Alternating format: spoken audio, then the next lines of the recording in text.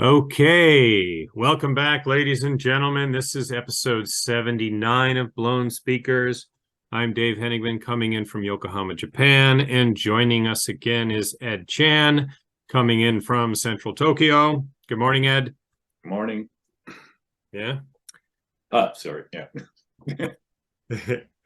And you wanted to talk about cat power today, right? Yeah, sure. Yeah, absolutely. And Cat Power's 1998 album Moonpix. And I feel this is kind of the album that really raised her status, right? Yeah. Yeah. At least on the indie music scene, and then she just kept going up from there. So why did you choose this album? So, God, I should have thought about this before, but I didn't. Um, I think it has my favorite songs of hers. I guess it's my favorite album of hers as well. But I do like some of the previous releases, and the later stuff. I like, and I really respect, and for the songwriting and the musicianship. But to be honest, I don't listen to that stuff as much. And so when I think of Cat Power, I think I probably think of this album and then the previous couple. And then particularly the song American Flag is like, I don't know, that I think it was that song that really I guess has impressed me the most out of all her output. Hmm. So when did you first come to know her music? So I think the first album I got was What the Community Thinks, which is the one previous to Moonpix, and what was it, 96, I think.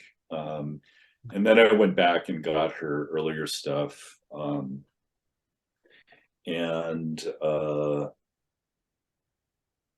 yeah. So, and to be honest, so I like What the Community Thinks, the album. But and I thought, God, this is really interesting, and she's doing some really interesting stuff. Uh, but it's also, I guess I would have to say, not my favorite. Like, I like some of the other songs on the previous couple, probably more. But I mean, but I was sufficiently sort of interested enough to then start following her career, and so when Moonpig came out, that put it over the top for me, I guess. So her first album is 95, right? Dear Sir. 96 is Mira Lee or Myra Lee, maybe? I'm guessing Myra Lee, but I don't Myra know. Lee. Okay. Oh, I also the other thing I should say is I actually prefer to call her Chan Marshall, even though I know it's Sean Marshall, Uh-huh. for obvious reasons. Oh. So if I say Chan Marshall, I actually mean Sean Marshall. Okay. Fair enough. Um, so let's see. So you mentioned you saw her perform early in her career. Yeah, I think I saw her right around when What the Community Think came out, and it was at a very small club. I think on that album, Steve Shelley and Tim Follion. So Steve Shelley, the drummer from Sonic Youth, plays drums, and then Tim Follion or Foljon, or however it's pronounced, who puts out music under the name $2 Guitar, or used to. He might be doing different stuff now. Was played guitar, but when I saw her, she was just by herself. She played solo. I think she was opening for. Oh, maybe she was opening for $2 Guitar. Now I can't remember. But yeah, she was opening. She was the opening act for somebody else. It was a tiny club in Rochester, New York. A really great club. I don't know if it's still around. It was called the Bug Jar. I saw a lot of great shows there. Very small. And she played most of the show sitting down with her back to the audience, playing her guitar and singing. I mean, I don't want to sensationalize this too much, but she at that point she was like fairly well known for breaking down on stage and crying and just stopping the show, and she did that during that show definitely. You know, in interviews I read, I've heard her talk about how in the early days at least, she almost always performed at least drunk and sometimes on drugs as well. But also just like, I think emotional, like the emotional toll of performing or whatever, you know, would often lead to these shows being cut short, etc. I don't even know how long she played. And then after that, I'm pretty sure I saw her at a place in Atlanta. I can't remember what the name of that place was. It was some kind of acronym, something like Social Club or something like that. And she's from Atlanta originally, and at that point, you know, I think she is periodically based in Atlanta, but I think she now lives in Miami of all places. But so yeah, so that was another show that she played solo. I don't remember if she stopped or not, but I would have to say it was kind of a sloppy show. It wasn't a great performance. And then I saw her another time in Atlanta at a much bigger venue. And must have been, I want to say, I don't think it was the greatest. Maybe You Are Free.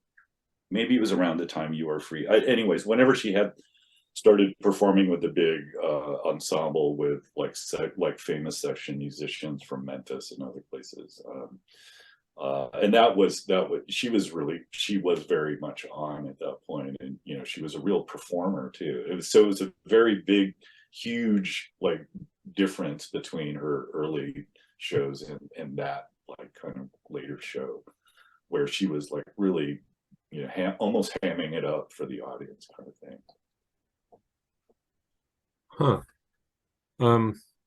Because I knew her music for years before I knew that she had those issues. Like I can't pick up on it in the recorded music, you know? It just sounds yeah. I mean, some of the earlier stuff is so much more, not like depressing, but I can hear the melancholy at least. And so you know, and she has talked about suffering from depression, and I can sort of see that stuff.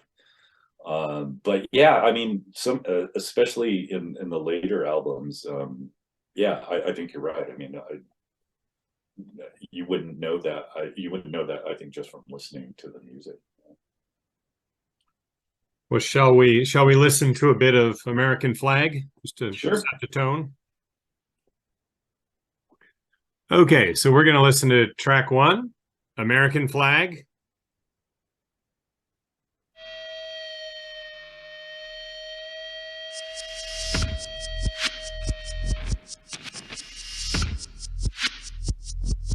My friend sits at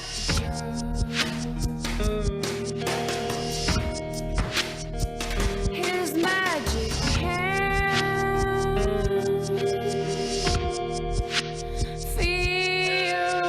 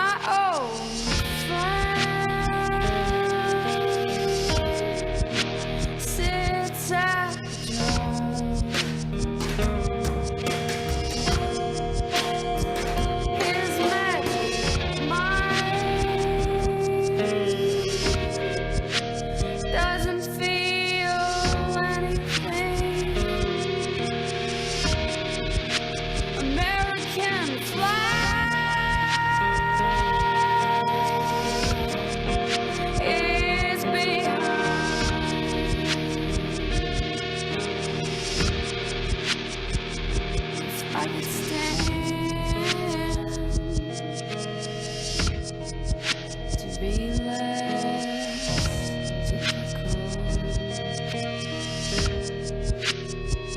My new friend plays drums all the time.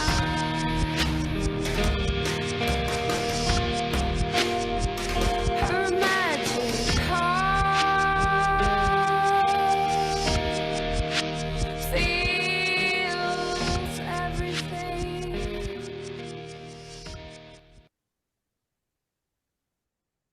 So, what's going on there?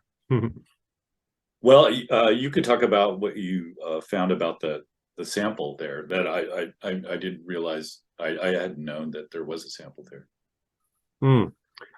Yeah, they use that track from the Beastie Boys' Paul Revere that somehow flip it or something. And yeah, I could recognize it, but it's heavily affected. But I mean, yeah, it works great. Yeah. Yeah, I mean, so other than that, I mean, I almost stopped you as you faded it out because it, as the song builds, it gets into the real like kind of like groove of the song or whatever. But yeah, I mean, I'm not sure like why that song sticks out to me so much, but I think it had, I mean, her, first of all, as I think everyone recognizes, I mean, she's got just such an incredible voice. And her singing is, fantastic. And, that goes back into the earlier stuff and up through the recent stuff. But this also has the like kind of stripped down sound that she had towards the beginning. So I think on this song and maybe the entire album, it's just guitar and drums. I don't think there's bass. There may be some songs with bass. There's some flute and things like that, but it's fairly stripped down sound. And yeah, I don't know. Her voice, particularly on this song, is just so. Oh, there is bass. Oh, sorry, my mistake. But I don't think it's that often. I think it's kind of used sparingly throughout the album. Yeah. But yeah, I mean, I think on this song, her voice is it's so powerful. I don't know if you remember this, and I think it was a few years after this, but there's this other female singer who has kind of a similar voice and was more working in mainstream popular music. And I knew it one time, but I can't remember what her name was. But one of her songs was used for a commercial on television that was playing a lot. And when I first heard it, I thought, oh my God, like Shawn Marshall has become this huge, it has been, her music is now being used in television commercials. Then I finally realized it wasn't her. And I don't even really remember the song that much. I mean, it was a very like kind of poppy, happy song, but it sounded like her voice. So I was, when I first heard it, I was surprised, but it turns out it wasn't her. But nevertheless, I mean, she just has this really amazing voice, and I also think she's a great songwriter. I haven't really paid that much attention to her lyrics, but I think they're very interesting. I haven't like read too deeply into them, but I mean, they're not just like telling stories or whatever. I mean, they're quite poetic and all of that sort of stuff. Was it the woman whose voice was used in the commercial? Was it Jewel? It may have been. It was someone like who was like a big. That was just the name that popped in my head when you were saying that. Yeah. What? I mean, I don't know Jewel's music that well, but does her voice kind of sound like? I mean, just pulling from memory. That's what my brain spit out. But I don't even remember what it was a commercial for. It was like Volkswagen or something like that. I mean, yeah, I'll have to think. I don't think it'll come to me, but I would probably have to search for it. But yeah. So, anyways, I just that's just an anecdote to note about her voice and how powerful it is. And again, and it was sort of before, I mean, sort of, I guess, as she was really becoming more and more well known outside of the indie music scene and in the larger kind of like music critics and NPR and that kind of stuff. Yeah, so that yeah, I guess that's my take on that song. Mm-hmm. Well, since we're not pressed for time, should we just play the rest of the song? Yeah, I think, yeah, at least into like when it's really like the middle, into the middle at least. Okay, all right, give me a sec. Okay, we'll continue forward. Her magic heart feels everything. She plays the difficult parts and I play difficult.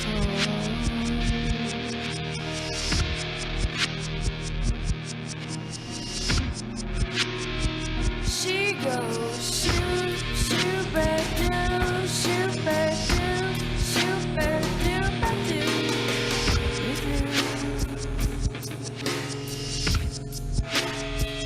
We go shoot, shoot, back down, shoot, back down, shoot, back down. If I could stand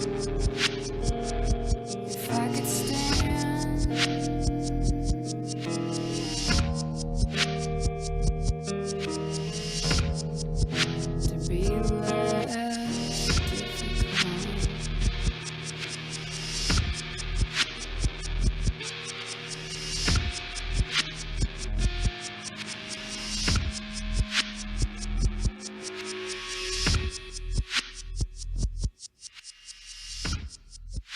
less difficult. And she has the line, "If I could stand to be less difficult." Mhm. She's so she seems very upfront about her issues, right? Yeah, absolutely. And I think in interviews she talks about it a lot. There's actually a New York Times interview with her where she talks about her struggles with depression, alcohol, and drugs, and all that kind of stuff. She's I think she's always been that's been out there, and she's never hid from it. Um, yeah, and also the being difficult part. Yeah, and she says I play difficult, and yeah, again at that point in time, in the music circles, she had that reputation of again not finishing shows and all that kind of stuff. So yeah, she very self-aware. There's a clip of her on there's a comedy channel. I think it's called I think it's called Funny or Die, maybe. I don't know. It's just a comedy channel, and it has a clip of her performing in a classroom for children, singing like the Itsy Bitsy Spider, and somehow she gets angry and It storms off. I forget what it escalates into, but so she's very aware of, or she's very upfront about it, Yeah, and able to make fun of herself for for doing that, because certainly in the early years I don't think she could control it. I mean, I think it was just that's how it happened. And I think she's very aware of it, so it's good to hear that she could well, what I've heard her say more than once, like early on, it was she had a hard time accepting the fact that people were coming to see her. yeah Right, like and that people actually liked what she was doing. Yeah. Wow, that really shows just how powerful a certain kind of lack of confidence can be. I mean, because she's so clearly talented, like as a musician, performer, songwriter. I mean, you would think if anyone had no reason to struggle with confidence or And her father, and I read that her father was a musician as well. Like I want to say like country gospel R&B vein or something like that. But so yeah, I mean, I don't, and she has talked about like, being involved in music and going to see concerts and all that kind of stuff from a very early age. So yeah, I think it's just she's got a, or at least she had a particular like kind of view of herself, and had trouble like sort of thinking about how other people actually see her, like a sort of self-distorted picture of herself or something. Hmm. But at the same time, I mean, I think for me, uh, a lot of that insecurity and negativity and all that stuff also feeds into her songwriting and lyric writing and all that stuff. And I think those are the things I like about her music. Hmm. Like in her later career when she starts to do like the R&B stuff. I mean, it's great and everything, but and I think also those are some of her early influences as well. But you don't hear that so much, and I think that's why I don't tend to listen to that stuff as much as I do the earlier stuff. Hmm. Wait, so how long did you live in Atlanta or in that area? Uh, I think about 10 years, or almost 10 years. I think just under 10 years. Okay, so a Uh, long time.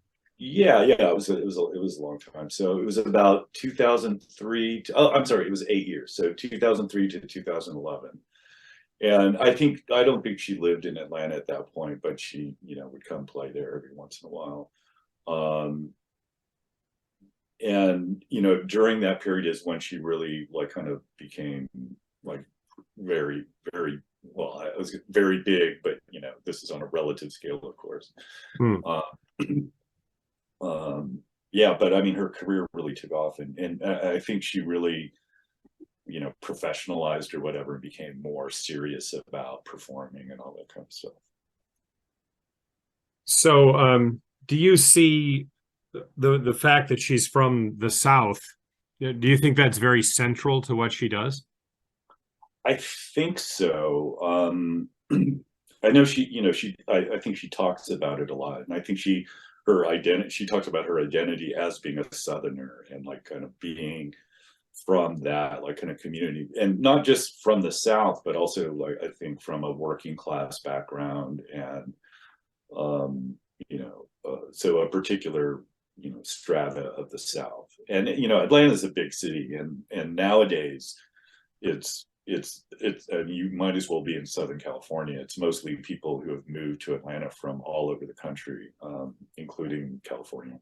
But when she was growing up there, I'm sure it was different. And this is before my time, but people talk about like there's a turning point in Atlanta where when the Olympics happened there in '96, they really cleaned up the city and did all sorts of like kind of urban renewal and all that kind of stuff. And it became a very different city after '96 than it was before. I think before it was a big city, but it was more grungy in a way, and all that kind of stuff. And even when I lived there, I mean, Atlanta can be a violent city, and it has a share of violent crime and et cetera. But nevertheless, it also like has been gentrifying for the last 20 years or so. And the last place I had lived before I came to Japan was like right on the edge of like the gentrifying part in the not so the like kind of poorer part. So I mean, it still has all those like kind of pieces there. And but it also has an interesting music scene as well. I mean, I didn't really get into the music scene that much while I was there, but I mean, like the other notable bands that were around when I was there were like maybe one of the most famous was Deer Hunter, and and then who I can't even remember who else is from Atlanta at that point, but and then of course they had, they had the huge Dirty South hip hop scene that kind of came out of there with Outkast and all of that. So it's a it's a major cultural city, and of course it has the civil rights legacy with Martin Luther King having been a minister there, and then but also it has the white supremacy history with the KKK, the rebirth of the KKK, and the like kind of second generation of the KKK happening just outside of Atlanta in Stone Mountain, which is if you don't know about Stone Mountain, it's like Mount Rushmore for the Confederacy. So it's got like there's a huge stone mountain, but it's really a big hill. But in the face of it, they carved a relief of I don't remember who the people are, but it's like Robert E. Lee and all the heroes of the Confederacy. Wow. And that's where the second birth of the KKK sort of took place. Wow. Around 1915 or 16. Wow. Yeah, I've never heard of that. Stone Mountain. It's called Stone Mountain. Yeah, it's an actual city, a separate city just outside of Atlanta. How far away is Athens, Georgia? I think it's like 2 or maybe 3 hours away driving. I only went to Athens a couple of times, and I mean, so then, that's the other thing. I mean, Athens really has that long, like kind of music region or regional music history, especially for like an alternative music with the B-52s and REM and all that kind of stuff. And it really is a college town, and so that could support that scene. So Atlanta is a city of much more urban, so it was much more mixed, but it still of course had the scene, had its own underground music scene. Neutral Milk Hotel also moved from Louisiana to Athens, Georgia. Oh, at one point. They moved around a lot. So I listened to an interview she did on Mark Maron's podcast, like less than a year or so. It was when that recent covers album was released. And one thing I noticed about she talked about the scene in Atlanta, like when she was young and playing out in different bands she was in. And just one thing I noticed is that I didn't recognize any of the names she mentioned. So I'm like, wow, there's like a total like scene going on down there that I don't know anything about.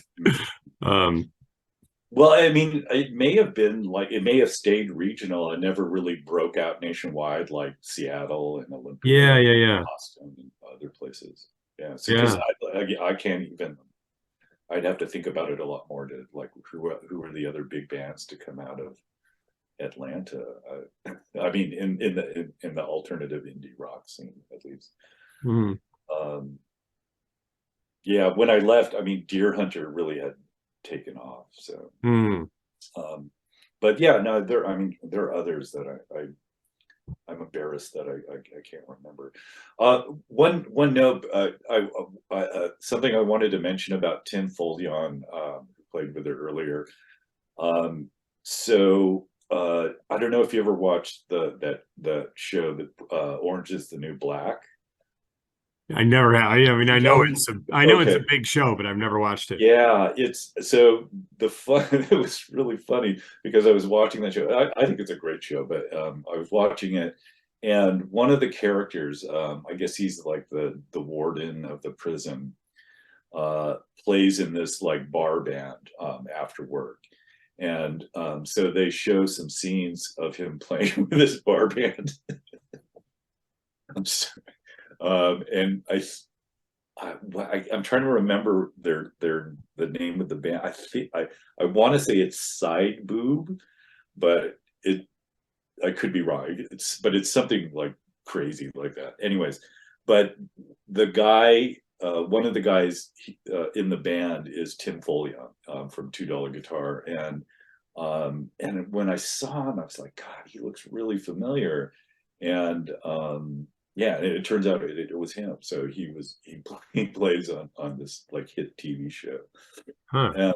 Yeah, and so actually now that all this memory is coming back, the show I saw in Rochester with Cap Air, she was opening for $2 Guitar, Hmm. and because now I remember like actually talking to Tim Follon after the show, like saying, "Oh, I love your stuff," being a fanboy kind of thing. But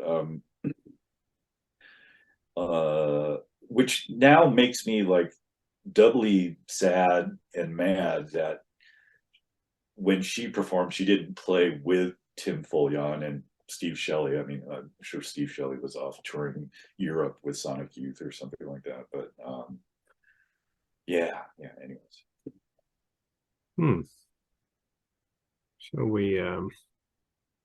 let's look at the album art, huh? Uh, so what do you think of the album cover? I don't know if it's meant to be kind of goofy, but I think it's a little bit goofy, to be honest. I don't want to be too critical, but I mean, I've never really thought about it much. I never really paid that much attention to it. I mean, it looks so like obviously staged and like that I'm guessing that there's some irony there, but maybe I'm totally off base. I don't know. And the back cover is just a slight, I mean, obviously from the same session and just a slightly, a different shot. Mhm. I mean, that's an interesting idea to have nearly identical photos on the front and back of the album. Mhm. Yeah, and it's very minimal, right? I mean, it just says 11 songs. It doesn't even list the tracks or who plays on it or anything like that. And this was, if I remember correctly, no, I'm sorry. I was going to say it's her first release on Matador, but it's not. What would the community think was on Matador as well? Because the previous album, Myra Lee, was actually on Steve Shelley's Smells Like Records label. But yeah, I mean, it is like, interesting cover in the sense that it doesn't really give any information at all. The some of the other art surrounding. Yeah. Cacti. Yeah. Bob Dylan on a TV screen. Oh yeah, that's right.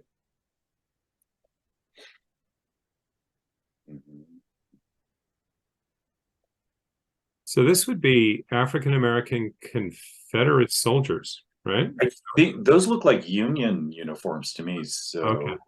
I'm thinking, and I don't know where the picture is from, but I would guess my guess would be that maybe they were even part of the Union troops that were occupying Atlanta at some point or something.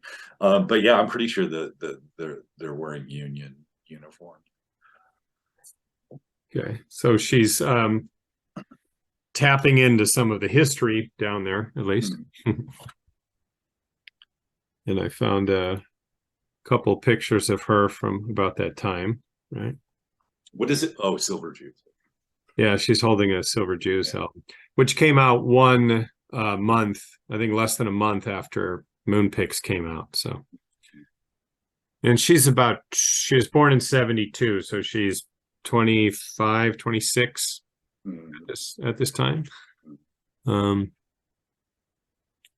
Yeah, I mean, she's well on her way, right? She's putting out her fourth album, her second on Matador. And it was well received. It's interesting though. It seems like it was well received, but then over the years it's become more highly regarded, right? I can't believe the Village Voice gave it a C+. Yeah, that's Robert Christgau. He's okay. He just does that all the time. Like when you see, we've talked about this. I've talked about this with Ian on other episodes. If you see a list, like this kind of list, and if there's one that just sticks out, is like, excessively low, it's usually Robert Christgau, Yeah, right? yeah. And then later he'll like them, like it's kind of annoying, Well, and then even NME only gave it 8 out of 10. That seems low to me too. But it is considered her. I mean, it's where most people, like if you look at this, is all music kind of lights up, one of the albums as their recommended place to start. So they chose Moonpix, right? And I've seen it, elsewhere, right? Referred to as like the album you want to start with Cat Power. So. Yeah, it makes sense too. I mean, it really, I mean, it is, I think, where she like sort of perfected the stuff she was doing early on. And then really after that, she does the covers record, and then like You Are Free in 2003. I mean, sounds very different. She goes in a completely different direction. So in a way it's misleading, because if people are familiar with her later stuff, it's very different. But at the same time, it really was I think the pinnacle of her early stuff, and then she moved on from there.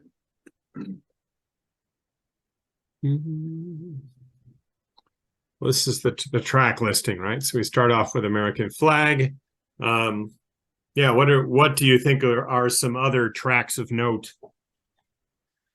It seems to me like the famous ones are Crossbone Style, Metal Heart, but for me, my second favorite song on the album is He Turns Down.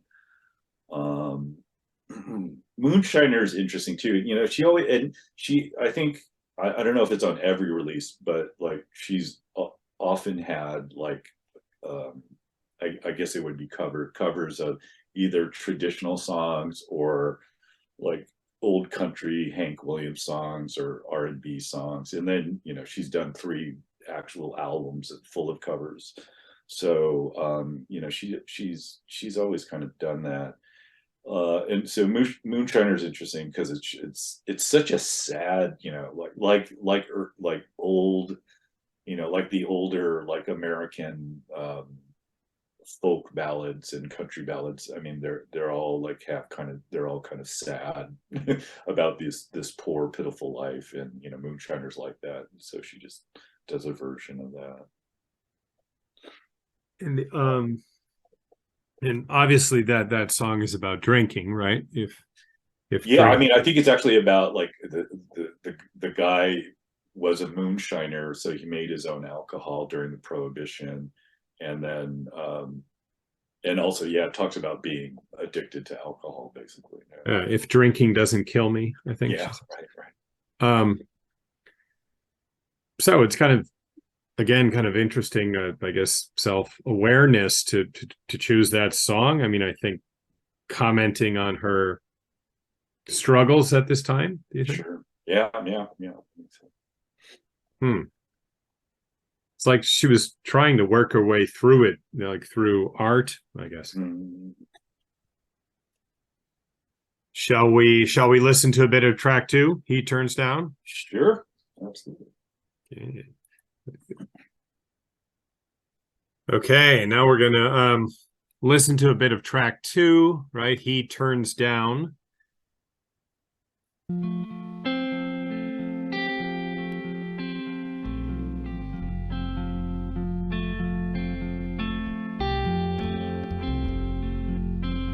Have you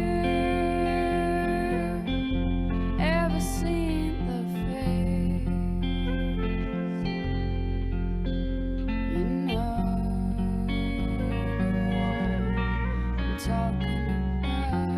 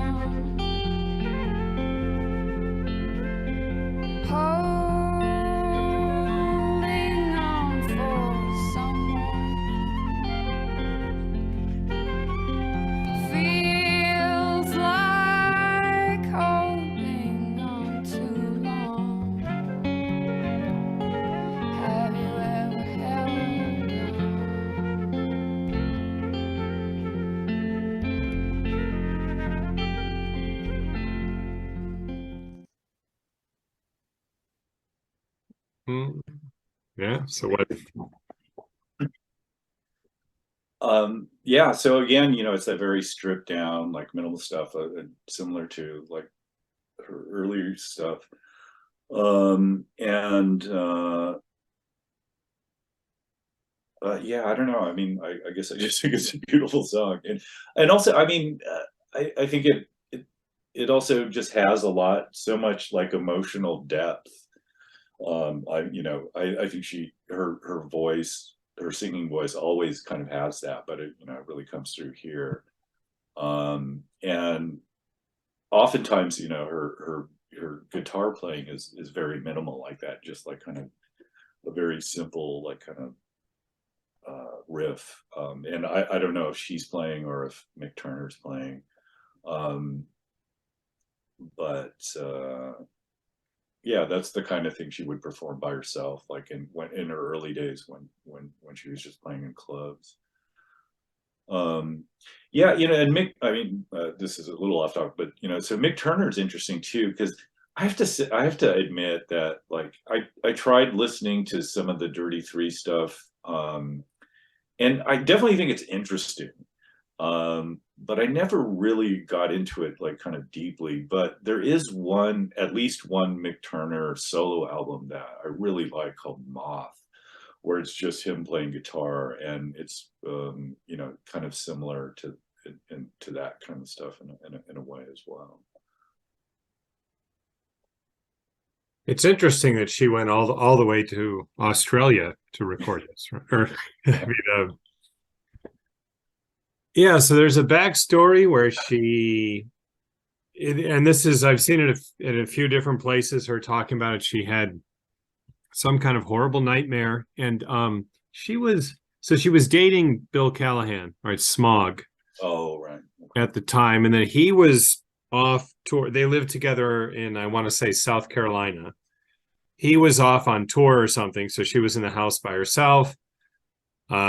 She has this horrible nightmare vision hallucination type thing where she said like all the windows in the houses, she could see these like black shapes of people or ghosts that were trying to get in the house, and she felt the only way she could get through it was to write music at that time. And then she wrote a lot of this album like in that mental state, right? And then at some point told Matador that she wanted to go record it in Australia, and they agreed, and they paid her airfare to Australia, and she hung out with the Dirty Three. And I think what she said is like for a while they were just kind of hanging out, having fun, and then maybe it was Jim White had some commitment, he had to leave within the next 3-4 days, so they're like, okay, we finally got to do this, and then they banged out this album.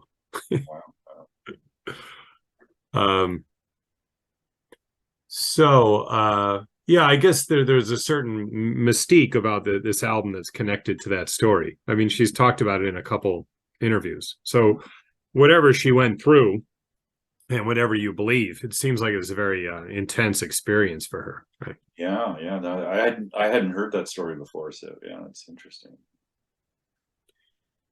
But to me, there's a bit of a gap because that story sounds terrifying, Yeah. And I don't, I could hear struggle, and sadness in this music, but I don't especially hear fear. I feel, Okay. but yeah.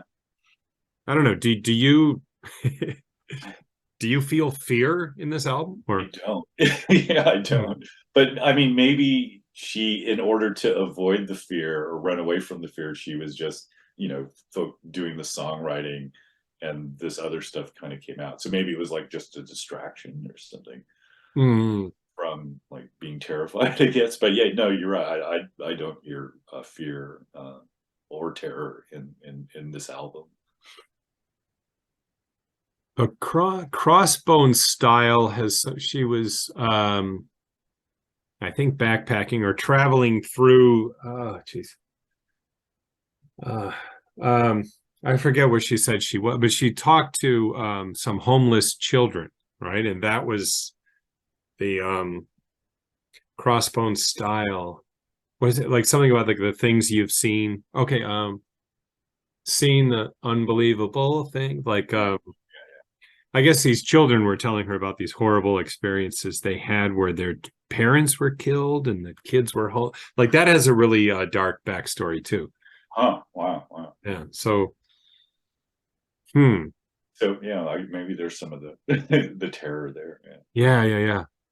But I wouldn't have picked up on that either because that song and that video is like kind of lighthearted and yeah. So it's, I mean, she's able to rap, rather heavy, traumatic stuff. So, in so much beauty that you don't, Yeah. you can't necessarily pick up on it. But it does have, the music certainly has kind of dark shades to it, right? You could feel dark underpinnings, Sure. Yeah. Mm. Yeah, I mean, a number of the songs, have that.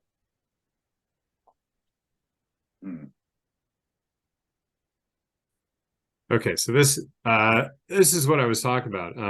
In a 2003 interview with Rob Hughes of the Daily Telegraph, Marshall again recounted the experience. So she's told this story numerous times, right? I was by myself for 3 months in the country, surrounded by fields. One morning, I had a vision, woke up and could feel something beyond the trees outside my window. Then I heard a voice, Sean, come and meet me outside and all the past will be forgotten. I remember sitting up in bed and saying, no. And when I said that, I felt as if something was coming fast, straight from under the earth, these dark spirits. I know that sounds completely insane. So I sprung out of bed and rushed into every room, right, shutting windows in a panic. Then they came, thousands of them, all up against the kitchen window. They were clear, black as night, trying to get into my soul. That's when I grabbed my acoustic guitar. I thought that if people found my body, I needed to leave a tape. So I just played the songs that became Moonpix. It was horrifying. Huh. So, yeah, it's pretty heavy, huh? Yeah.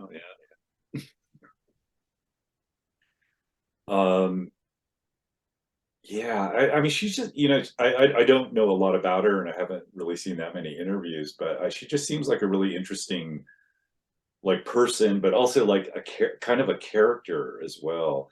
Like, so she's got this, like, kind of depressed, wallowing in pity, like, kind of aspect, but then, she can also be really funny and witty and even bubbly at times, and and then in the more recent performance I saw of her again, I mean, she was basically like a rock star. She, commanded the stage and did all the stuff. But she also has this, all these really dark kind of things too, including struggling with alcoholism, drugs, and other things. Yeah, there's a good clip of her singing that song, Lived in Bars, off The Greatest. Yeah. On Jules, what's that guy? Jules Holland or what? Like some British. Jules Holland, yeah. Okay, yeah, some British show. There's a performance of her doing that, and I think like what you're talking about, her being kind of like bubbly a bit. I mean, that's a rather serious song, but I felt the performance, she is kind of upbeat and everything. Yeah. Like it looks like she appreciates it. Yeah. Is that show still on? I mean, Jules Holland has had that show for so long. I mean, a lot of great people have been on that. I haven't seen a lot of it, but it's just amazing. A clip on YouTube. Yeah. So it was probably from when that album was out, give or take.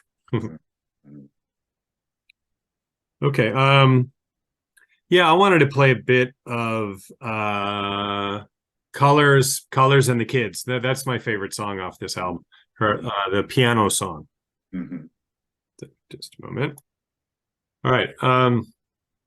So this is track 9 on the album. Mhm.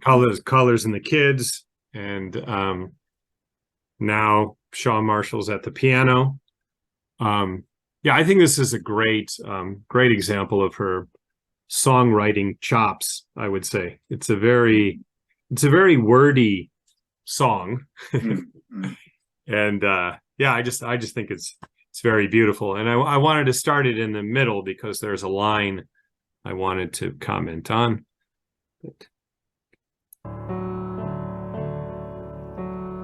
I could stay here,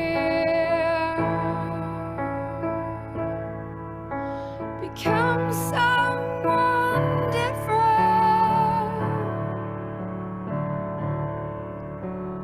I could stay here,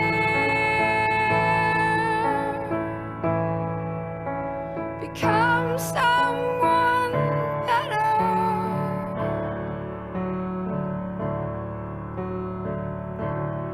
It's so hard to go in the city, 'cause you wanna say hello to everybody. It's so hard to go into the city, 'cause you wanna say, hey, I love you to everybody. When we were teenagers, we wanted to be the sky. Now all we wanna do is go to red places and try to stay out of hell. It must be the colors and the kids that keep me alive.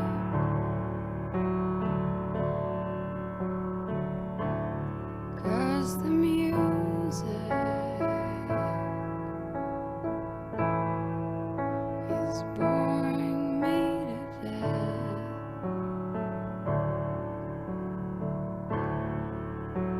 It must just be the color.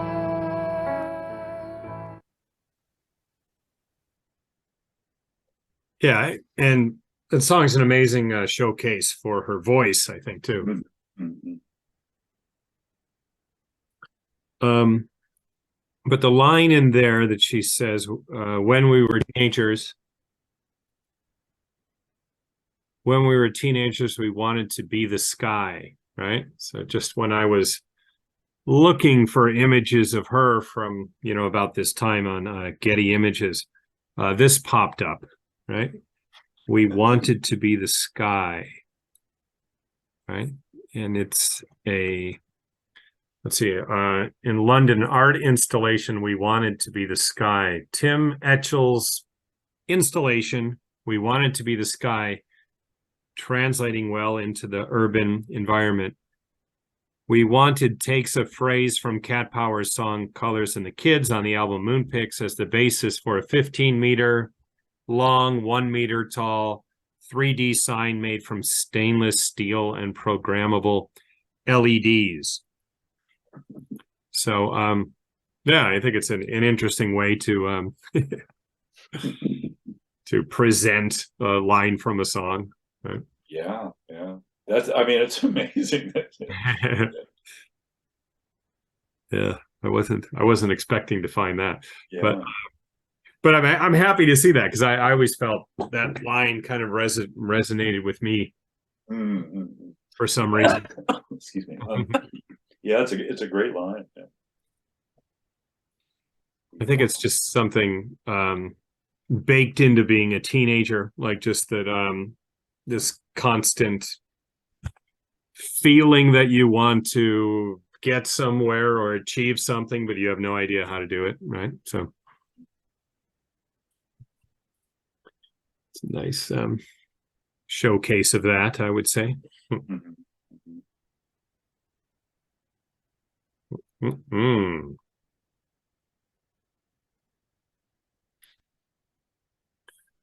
Okay, just to backtrack what I said about Crossbone's style. In a 2018 interview with The Guardian, Marshall explained that the song was inspired by two children she met while in Africa who slept in trees at night after their parents were killed. A lot of kids slept in the trees in the park, Marshall recalled, right? So, yeah, in the lyrics, she says, "You have seen some unbelievable things," and she just talks about yeah, the heaviness of these kids' lives. Um, But okay, so I thought we could go out with a bit of that video, Crossbone style. But anything you would like to say in closing, Ed, about this album? Um, I guess I don't really have anything about this album, but sort of as we were talking about off camera, I mean, since we're both in Japan, it makes me wonder about like what level or what status Cat Power has reached in Japan. As we saw, I mean, they Cat Power has played here before, but not for a long time.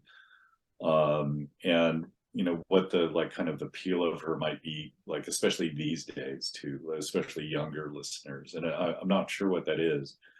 And I'm also not really sure sort of where her career will go, even in the US or even globally. Like, I mean, will she ever like kind of hit the big time, or will she always sort of remain this like kind of musician or songwriter kind of thing? And I mean, and which is not to downplay her visibility, because I think it's actually pretty high, but I think also just sort of restricted to certain circles.